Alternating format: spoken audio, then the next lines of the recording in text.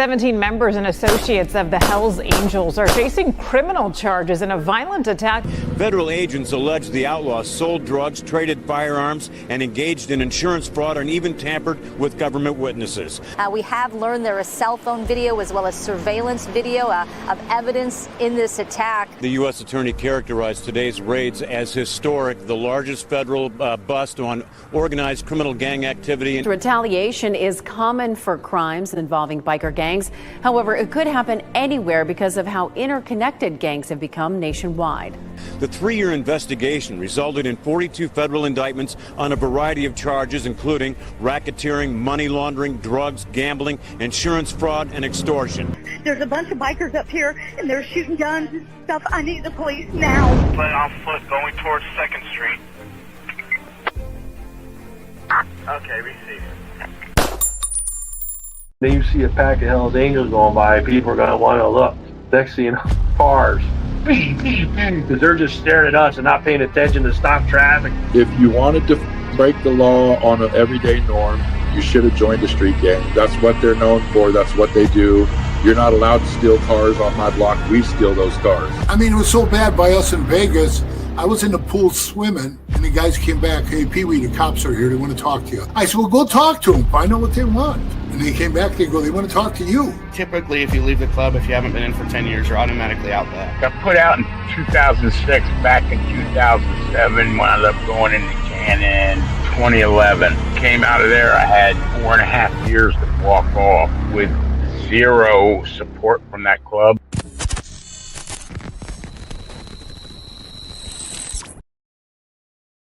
Welcome to this episode of Chatting with Stacks.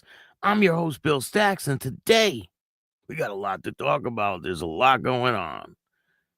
And today's my birthday. Shout out to everybody that wished me a happy birthday. I really appreciate it. A lot of great things going on, and I couldn't be happier with the direction things are going in. I appreciate the donations. It really means a lot. Thank you.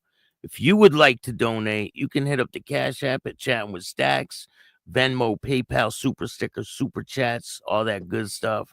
And I appreciate every single dollar. I put it right back into the content.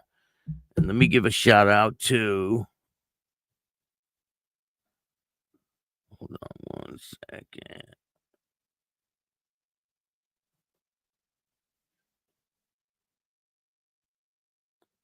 Perry Hart, thank you. I appreciate it.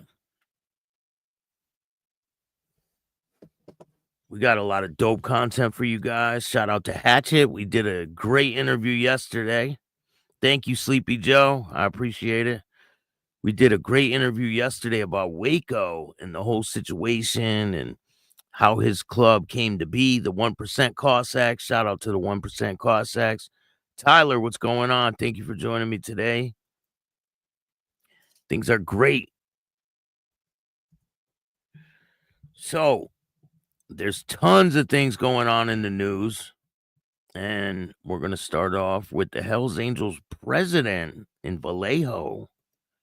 Shout out to the Hells Angels. I'm just here to report what's going on. So, this is a brutal fight between, I'm pretty sure it was a support club member or a prospect. One or the other. So these 4 guys have been charged. The guy on the left is the alleged president, I think. And he brutally beat this dude. He looks angry. These guys are in the Vallejo chapter of the Hells Angels. And the 3 guys on the right are already sentenced. They're already in prison. And this is the last guy to get sentenced. So let's talk about what happened. So I'm going to tell you guys first about the situation that happened and how it all transpired. So, Hells Angel member indicted after bloody clubhouse beating. And these are the 4 guys. So, from left, Kenneth Caspers Jr., Dennis Killough Jr., Jaime Alvarez, and Michael Mahoney faces charges after an attack that left 2 men wounded at a California biker clubhouse in October 2021. Now, this is when this first happened, so keep that in mind when you hear this article. A 55-year-old reputed member of the Hells Angels has been indicted in connection with a brutal beating of 2 other members of a Northern California clubhouse for violating club rules, federal prosecutors said this week. Kenneth Caspers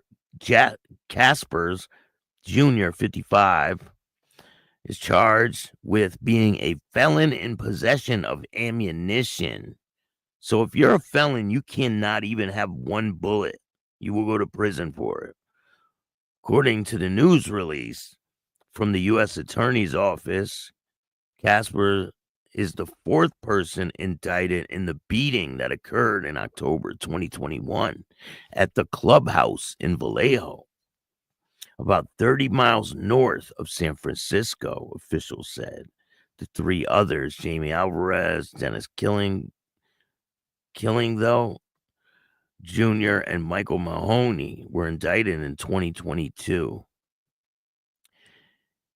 It all started when Caspers, Alvarez, Killough, and Mahoney called a member of a rival club that was considered to be a subordinate of the Hells Angels, or puppet club, for perceived infractions of the Hells Angels rules, officials said.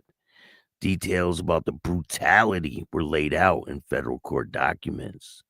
The first victim, identified in court documents as Victim 1, said he felt uneasy when he arrived at the clubhouse as his attackers tried to convince him to come inside, court records said. 3 men surrounded him when Mahoney choked him and forced him inside, the document states. Once inside, victims saw 12 of the club's officers and other members of the Vallejo club. They sat him down in a metal chair and severely beat him for nearly 2 hours, court records show. Killough reportedly punched him in the ribs. Documents state he felt his ribs crack from the punches that Killough delivered, court said. During the attack, Caspers grabbed a mop from behind the bar in the clubhouse and mopped up the blood from the ground, records show. Caspers walked through the victim's blood as he was mopping. During the assault, assailants wanted to know who the victim he had been talking to at a meeting with the Union Iron Workers Motorcycle Club. So they had a meeting, I guess. And this is the other club, the International Iron Workers. So it's a motorcycle club of iron workers, I guess. They must be rivals, I guess. So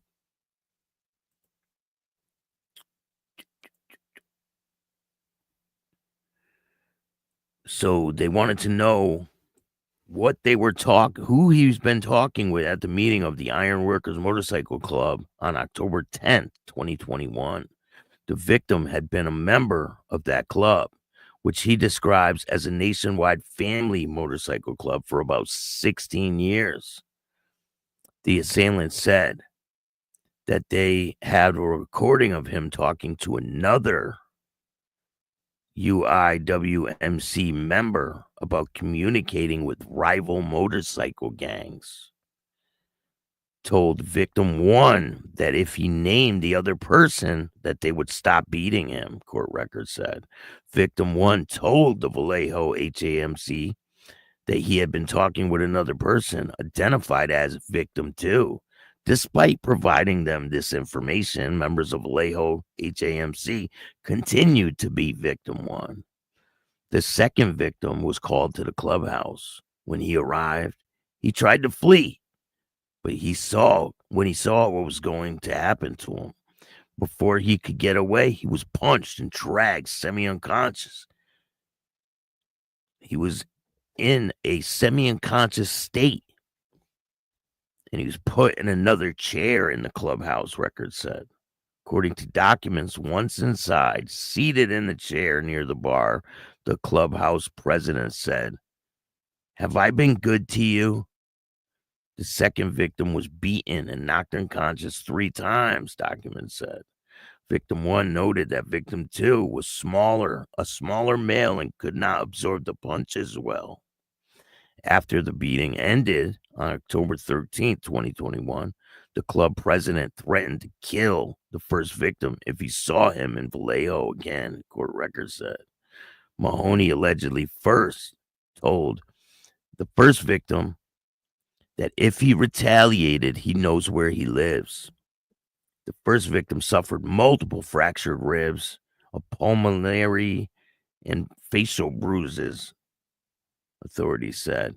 The first victim reported the attack to police, but the second victim did not provide Vallejo Police Department officers with a truthful account of the attack because he was fearful of future retaliation, including physical harm from members or associates of the Vallejo HAMC, court documents said. Victim 2 admitted that he had gone to the hospital after October 13th incident, and he was either unwilling or unable to provide an account of what happened inside the clubhouse due to the injuries that he sustained. The second victim's face was bruised and scratched, with blood coming from his ear when he returned home after the assault. Authorities said that after the assault, the second victim displayed great difficulty speaking and recalling the events, as he regularly called his girlfriend from the hospital to ask her why was he there, court records said. So why am I reading you this story? Because these guys went to court, and 3 of them are already in prison. So sentencing, again, reset for members of Vallejo chapter Hells Angels. Federal judge orders Kenneth Caspers Jr. to return to court June 17th in Sacramento. Sentencing for the 4th member of the Vallejo chapter of the Hells Angels Motorcycle Club was rescheduled again in federal court in Sacramento. So he's going to the feds. He's not going to regular just prison. Not that it's any better. A lot of people say, oh, the feds is better. Listen, prison's prison. It doesn't matter where you go. Maybe it's a little more brutal in the feds. Like, they take it a little more serious. But this dude seems like he's pretty big. He looks like a pretty tough guy. Kenneth Caspers Jr., who in October of last year pleaded guilty to being a felon in possession of ammunition, was scheduled for sentencing Tuesday by Judge Mendez. However, the judge reset the proceedings till June 17th. According to court documents, in October 21, 2 different victims, both members of different motorcycle clubs that considered a puppet or subordinate club for the Hells Angels, were beaten by Caspers, Michael Mahoney, Jaime Alvarez, and Dennis Killough, and other club members. The assaults were based on perceived infraction of the Hells Angels rules, said the U.S. District Attorney. Court records indicate that December 8, 2021, law enforcement officers executed a search warrant at Caspers' home and found several firearms, ammunition, including 18 rounds of 22 caliber, 25 caliber, and 38 caliber ammunition in a master bedroom and in a bathroom. Caspers, who is in his late 50s and remains out of custody, has been convicted previously of several felony crimes, including felony conviction for being felon in possession of a firearm that prevents him from possessing guns or ammunition. The case stemmed from an investigation by the Salino County District Attorney's Office, the FBI, the Bureau of Tobacco and Firearms. At sentencing, Caspers faces a maximum prison term of 10 years and a $250,000 fine. Damn, so he's about to get 10 years in prison or less. The actual sentence, however, will be determined by the court and federal sentencing guidelines. His guidelines are probably pretty damn high, considering he's a previous convicted felon with ammunition. So the guidelines got to be high. But I don't think he's getting convicted of the assault. They take into account a number of different variables. The 3 other defendants have previously pleaded guilty and were sentenced to the following. Alvarez to 21 months in prison on March 21st, 2023. Killough, 46 months in prison on June 26, 2023. And Mahoney, 37 months in prison on May 2nd, 2023. The case is part of Project Safe Neighborhood, a program that brings together all levels of law enforcement and the communities they serve to reduce violent crime and gun violence, to make neighborhoods safer for everyone. So we will see in June 17th on how much time he gets for this situation.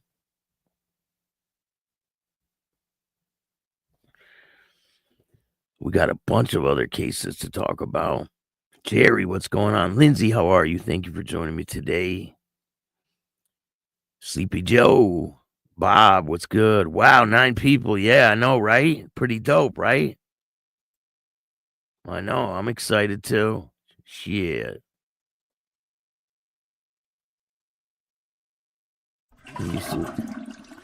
Oh, now it's 8 people, huh? We just flushed your ass. Now you can watch from the sidelines, bitch.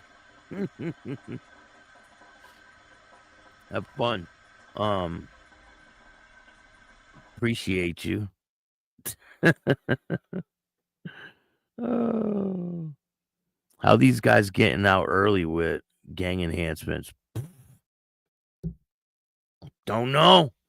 He's out on bond right now, so I don't know. I mean, these guys didn't get that much time for kidnapping someone and beating the shit out of them for hours, right?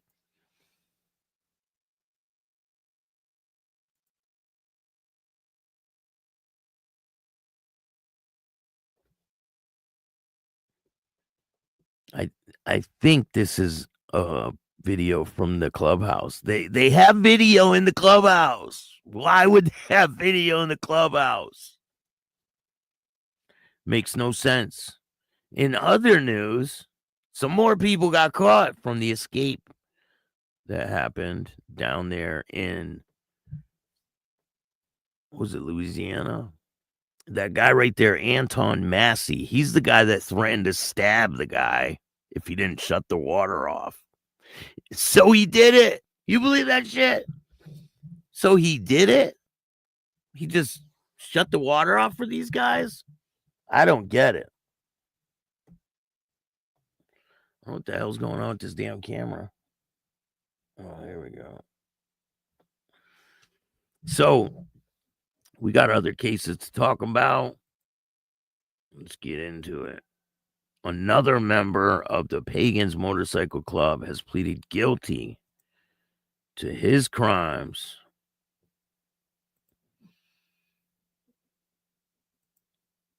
This guy, John Hackman.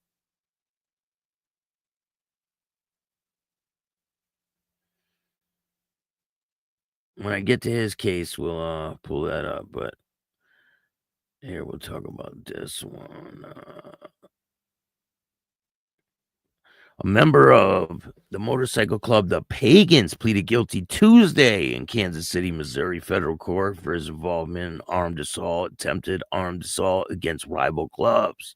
Jeremiah Hahn, known as Pass Out, he's 42 years old, from Cameron, Missouri, pleaded guilty to 1 count of assault with a dangerous weapon in aid of racketeering, 1 count of attempting to assault with a deadly weapon in aid of racketeering, and 1 count in felon in possession of a firearm. A news release from the United States Attorney in Kansas City, Missouri, says on May 30th, 2022, Hahn and other members of the Pagans and their support club assaulted a lone rival motorcycle gang member at a business in Grain Valley, Missouri. In addition to the beating, the first victim with fists, Hahn used axe handle to beat the victim. Hahn, other pagan members, and their support club went to Topeka in September 2022 to mete out revenge attacks against rival motorcycle gang, according to news release. The club knew the rival club was holding an event that day and planned to catch a stray or smash on sight any member of the rival club. According to news release, Hahn was prepared to shoot a rival club when an argument broke out among the pagans and they left. The news states Hahn and others in Topeka event, they were awarded patches, the news release says. On May 3rd, 2023, Hahn was stopped by Missouri State Highway Patrol troopers after high-speed chase on U.S. 36 highway in DeKalb County, Missouri. Hahn, driving a black 2012 Harley Davidson, reached speeds over 100 miles an hour before finally stopping. The troopers found a Smith & Wesson model MP Shield 40 caliber handgun in one of Hahn's pants pockets. Hahn told the trooper he stole the gun from a rival member of a motorcycle club in St. Joseph. He faces up to 20 years in prison without parole. No sentencing date has been scheduled yet. Crazy. I mean, it just keeps getting crazier and crazier. He faces up to 20 years, so he could spend up to 20 years. It's just insane. There's other things to talk about. In LA, there were raids. Alleged Armenian crime syndicate engaged in violent feuds. So we're going to talk about that. Here's pictures from the raid. This is them on their way.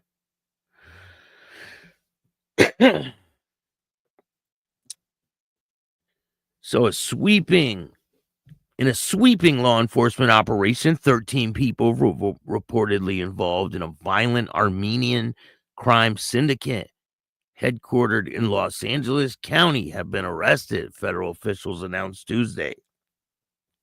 2 leaders of the Russian mafia-affiliated syndicate, referred to as,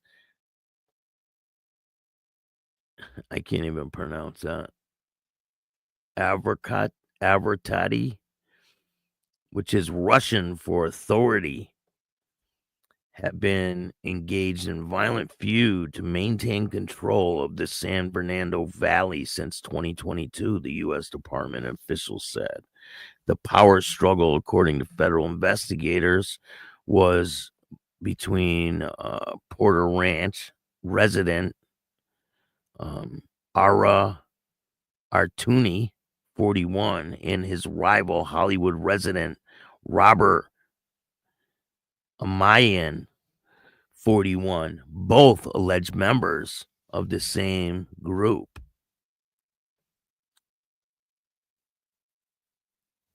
Artuni reportedly ordered the murder of Marian in the summer of 2023 in retaliation of Amarian's is said to have conspired with members of his organization to kidnap and torture an associate of the other man last year. Among with the alleged attempted murder, attorney's organization, his enterprise reportedly stole more than $83 million from Amazon, officials said. Holy shit.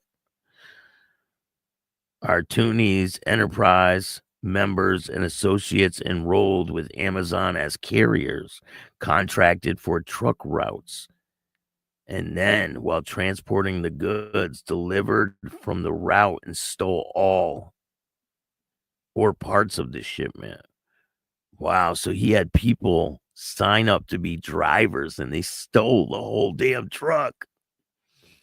That's pretty smart. But not pretty smart, because it's pretty stupid. You're going to sign up with your own name and then steal the whole truck. The 41-year-old organization, the 41-year-old's organization also reportedly ran a credit card bust-out scheme where they charged credit cards to a fake business and then drained the business account before credit card companies could collect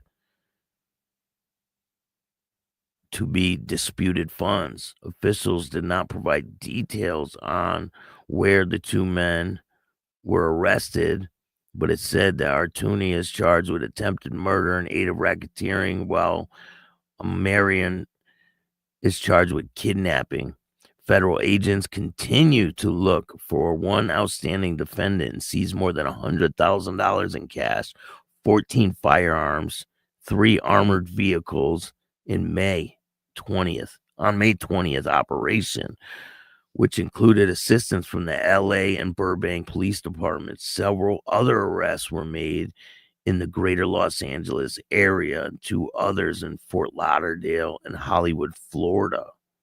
The transnational criminal organization operated with structure and brutality of the international cartel, inflicting significant harm on public safety and causing substantial damage to legitimate commerce and supply chain. Homeland Security Investigation, LA Acting Deputy Special Agent in Charge, Dwayne Albrandt said. That's pretty wild. Pretty insane.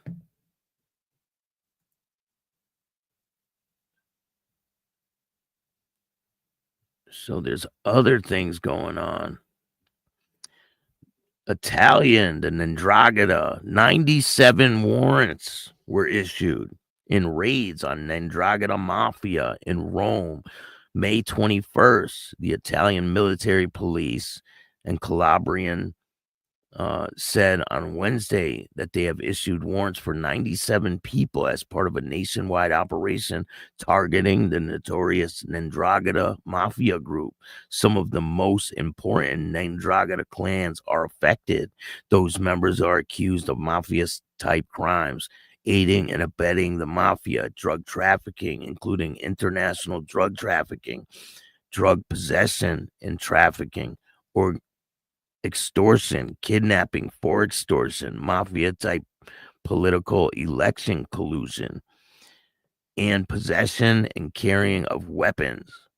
The statement reads, the operation is focused on the southern region of Calabria. Its goal is to dismantle the alliance of the drug trafficking gangs forged by the clans to establish monopoly over drug trade.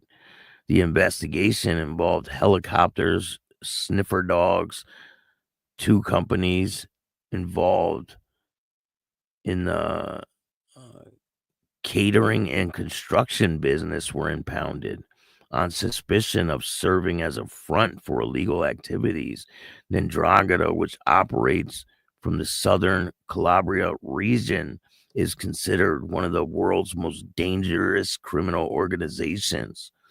It has effectively monopolized the European cocaine market and deeply infiltrated the political and public life of the country. So they're putting a dent in that shit. We got other news out of New Zealand. New Zealand, they do not play over there. Let's see if I could get this picture for you guys. This is a crazy story. So,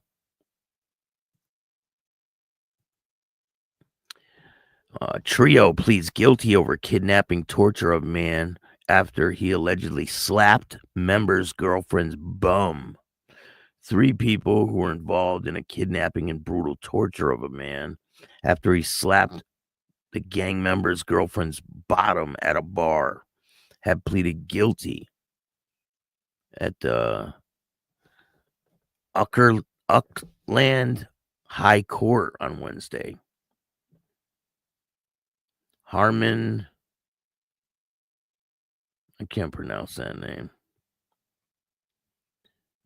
3 suspects were among the group that subjected a stranger to torture at a property in rural northwest Auckland in 2023, including drilling holes in his legs, hitting him with a pole, and pouring hot water over him. The 3 pleaded guilty to kidnapping and multiple assault charges before the justice. Supported more than a dozen members and their families, including children. Earlier in May, Headhunters motorcycle gang members Israel Lama, whose partner was inappropriately touched by the victim, had pleaded guilty to kidnapping and a raft of assault charges.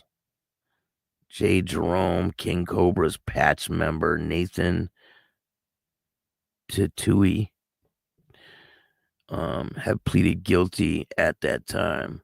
Ricky Harder was the earliest to plead guilty in October of last year. The victim, while having survived the ordeal, suffered multiple injuries, including burns to his face, his chest, wounds to his legs, laceration over his chest, and bruising to his back. He did not report the matter, but was discovered by chance by a police officer who were at the same hospital attending another matter. According to an agreed summary of facts, the victim was first confronted by Israel Lama on a street in Arbuckle, in Arkland, CBD, around 4:20 a.m. on the 28th of May, 2023, about what he did to his partner earlier that morning. It was later confirmed through CCTV footage viewed as part of the police investigation that the victim did slap Lama's girlfriend's bottom. At the time, the victim denied the act and was asked to go with the group to check the CCTV at the bar. The victim agreed, though suspecting that something else would happen. So she didn't want nothing to happen to this dude. She just wanted it to be done with. He subsequently was driven by the group to a house where he were to be tortured for hours after his associate, who followed the offending group's car, was told to stop following. Once at the house, the victim was made to strip naked and seat in a camping chair. His feet and hands were tied together with electric cables under the direction of Israel Lama. Israel Lama then used a Makita electric impact driver fitted with a screwdriver to drill 3 holes in the victim's leg. He was being held down by Jerome, Anusa, and Tatui. As Israel Lama drilled, he interrogated the victim on if he slapped his girlfriend's bottom earlier, which led to the victim continue to deny the act. Lama later directed others to get toilet paper and tape to treat the victim's wounds.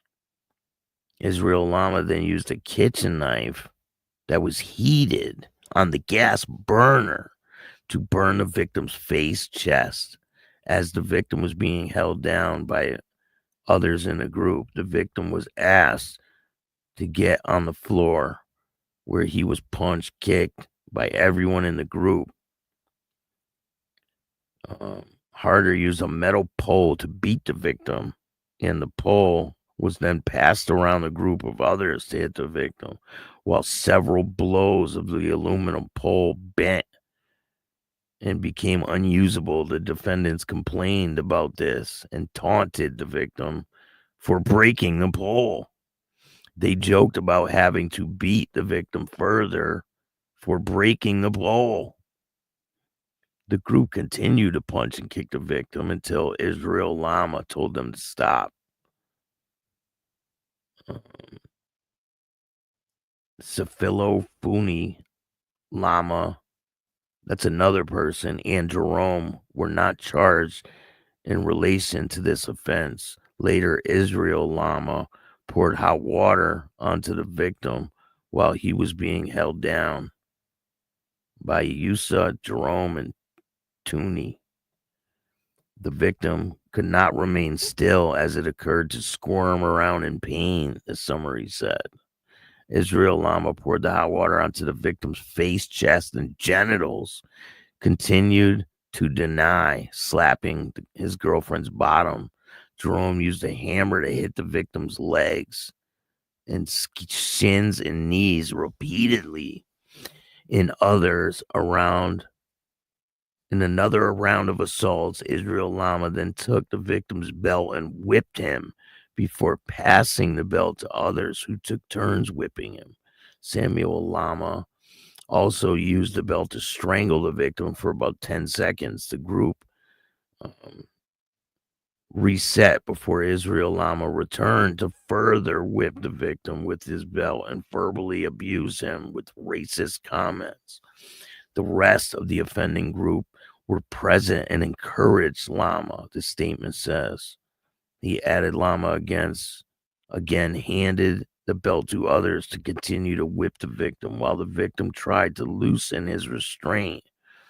They struck him twice with the belt and later shaved off parts of the victim's eyebrows. He also continued to burn the victim's forehead with a lit cigarette. A video of the assault was uploaded to social media. Oh my God. See, that's crazy. These dudes record the shit and put it out there. This is brutal, though.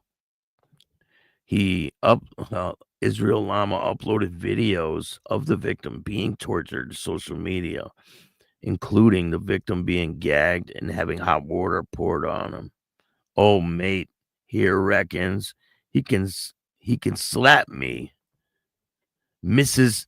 Arse in the club is what he said. One of the captions read, at some point, one of the victim's associates, known to Israel Lama, called him to demand release of the victim. Before releasing the victim, Israel Lama told the victim that he owed him $20,000 and asked him to pay before he could release him.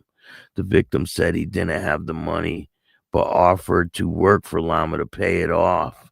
The victim was given food and asked to shower before being handed over to his associate, who then took him to the hospital.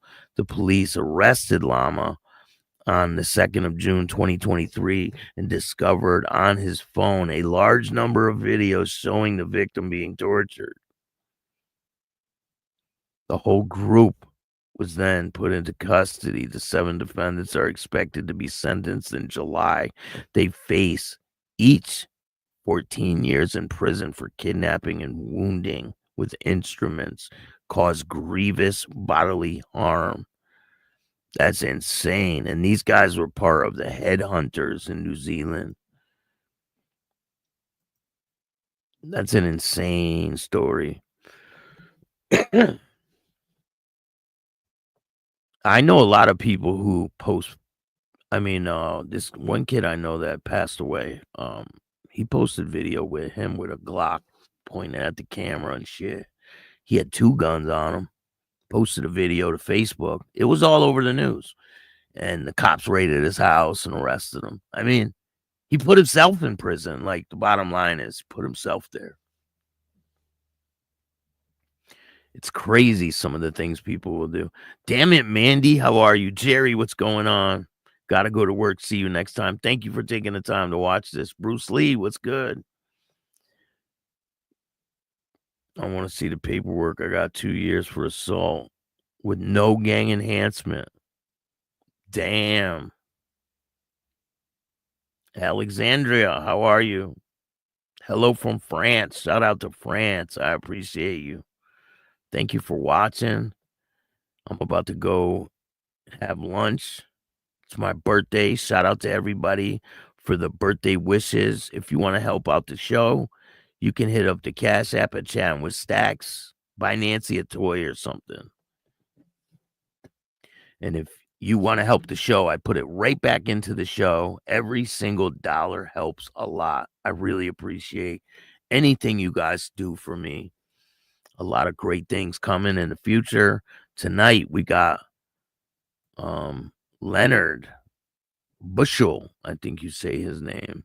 He has a book called High. Nancy's laying down. She's good. We got Leonard up next. And then after that, we got Boston 2%. You guys are going to love the interview.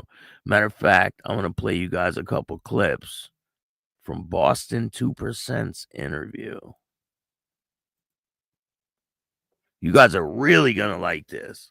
I was like on the edge of my seat when I was listening to him tell this story. You guys are going to enjoy this one. Happy birthday, Stags, and shout out to Nancy. Thank you.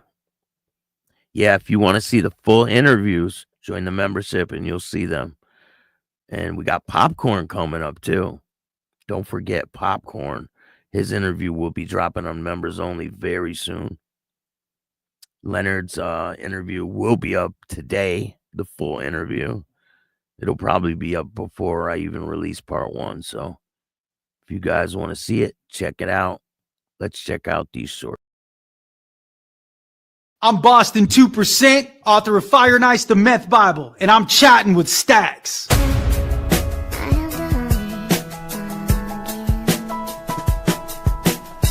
I was like, I don't know what I did, man, but I didn't do it. And he's like, he said, Boston, are you my wife? And I was like, nah, man. I'm like, I'm up here with so-and-so. I'm like, I've been up here the whole time. I'm like, I seen her in the parking lot. So she was at the hotel and she was with another dude. And he just by chance thought it could be me. And I didn't text him that night. So he's like, what are you doing here? You always let me know you're coming. Because I'd always go score when I'm over there, you know? So it looks bad. It looks really super bad. So, you know, I get up and whatever. I do my thing. My live-in girlfriend at the time, she was supposed to clean the house that night, right? But whenever she smoked weed, she would get real lazy, right? So I saw a nickel bag on the countertop. Now it's about 6 o'clock at night or whatever. Sun's starting to go down. My shift's about to start. So I don't even smoke weed, right? I would never touch that garbage. No way. So I grab it and I shove it in my sock and I head out to work. I'm like, hey, don't forget to clean the crib. All right. So I go. All the rules that I set for myself were out the window. Every time you got in my car, seatbelts on. It's the dumbest reason to get pulled over. If you know what I mean? So I'm like, no booze in the car, nobody smoking weed in the car, nothing stupid. I had all these rules, right? I checked my tail lights. I thought I was like a professional wheelman, right? Checking all the bulbs, everything. But I was like, I'm not getting pulled over for something stupid. Yeah. So that night I'm cruising around, nothing. But I finally meet these guys, right? Or this one guy, and he knows another guy, and he's like, listen, he called him. He's like, meet him at this gas station. This is a stranger, by the way. I've never dealt with these people. That's how desperate you get, right? Wow. You start going crazy from withdrawals from meth. You start going crazy from withdrawals from meth. It's all mental, right? That's like you get spun, right? When you're coming down. You get spun out. you just start feeling super mean, and your forehead starts to feel like it's swelling out of your head. It's a wild feeling, agitated. It's like you're a demon. And so I'm driving around. The whole town's dry. And I'm like, I know 50 dealers. I'm like, what's going on, man? Nobody had anything, which tells me it all probably comes from one big source, really. That's what it looks like when the whole city's dry. You know, I'm driving around and I'm trying to score, right? You're on full audio visual, man. Okay? So you got to be very careful how you move. Okay? So I'm driving around. Stay tuned. That interview is going to be dropping soon. Thank you so much for the donation, Lindsay. I appreciate it. Mountain Woman says, still working on getting my old man's brother to check out your channel. I appreciate that. Make sure you tell your mother's, brother's, sister's friend about Chatting with Stacks. Let everybody you know about the show. We got a lot of content on the way. I'm going to be doing some different type of style shows coming up. I'm still going to be doing these shows, and I'm still going to drop the interviews, but I got something else coming for you guys. Can never be enough content, right? I've been working on some stuff, so I know you guys like the stories, and I'm going to bring you some really good stories. And again, I appreciate all the birthday wishes. I couldn't be happier with where my life is. I got a great woman in my life. I got everything is in place. I'm sober. I got my family in my life. Things are great. So if you guys support me, I support you. I couldn't do it without you guys. Came a long way, and I'm just getting started. So if you like this show, hit the like button, subscribe, hit the notification bell so you can get my videos every time they drop. And if you don't like this show, start your own fucking podcast. I appreciate all you guys. And remember, don't be a bitch.